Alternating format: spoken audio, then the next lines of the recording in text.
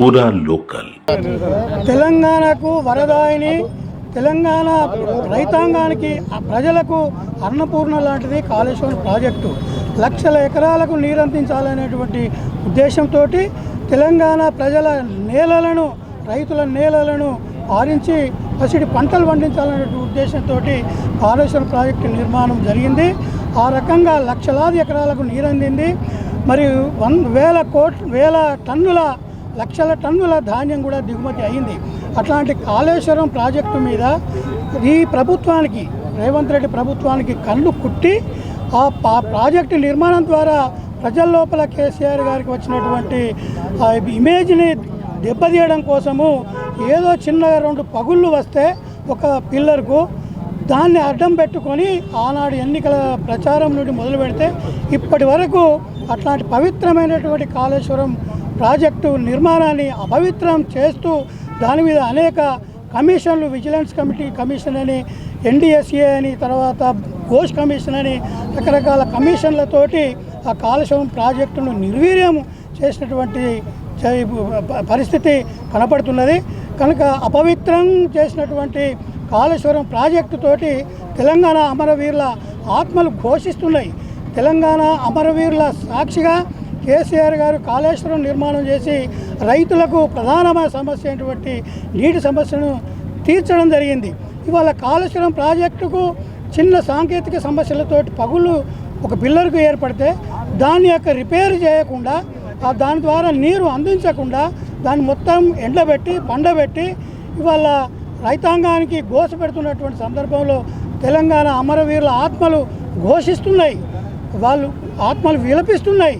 కనుక వాళ్ళ ఆత్మలు ఘోషిస్తున్నాయి. కనుక మేము కాళేశ్వరం నీళ్ళతోటి ఈరోజు తెలంగాణ అమరవీరులకు మేము జలాభిషేకం చేయడం జరిగింది. గోదావరి జలాలు అవి కాళేశ్వరం నుండి వచ్చినటువంటి జలాలు. ఆ జలాలతోటి అమరవీరుల స్తూపానికి మేము జలాభిషేకం చేసి ఇవాళ అమరవీరులకు మరొకసారి జోహర్లు అర్పించినాం.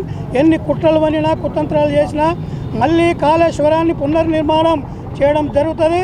తెలంగాణ రాష్ట్ర సమితి ప్రభుత్వం కేసీఆర్ గారి నాయకత్వంలో మళ్ళీ ఏర్పడుతుంది. వీళ్ళు పడవ పెట్టినటువంటి కాళేశ్వరం ప్రాజెక్టును పునర్నిర్మాణం చేసి మళ్ళీ కోట్లాది ఎకరాలకు నీరు అందించేటువంటి కార్యక్రమము టీఆర్ఎస్ ప్రభుత్వం చేపడుతుందని చెప్పి తెలియజేస్తూ ఈ అబద్ధాల పాలనను ఆపేసి మీరు ఇచ్చిన హామీల మీద దృష్టి పెట్టి మీ ప్రజాపాలన పేరిట అన్యాయ పాలనను కట్టుబెట్టి మీరు ప్రజలకు ఇచ్చిన హామీలు నెరవేర్చి కక్షపూరిత పాలనను కొనసాగించకండి. కక్షలతోటి రాజకీయ ప్రయోజనాలు ఉండవు, ప్రజలకు కూడా ఉపయోగం ఉండదని చెప్పి తెలియజేస్తూ మళ్ళొకసారి రేవంత్ రెడ్డి గారికి హెచ్చరిస్తున్నాం.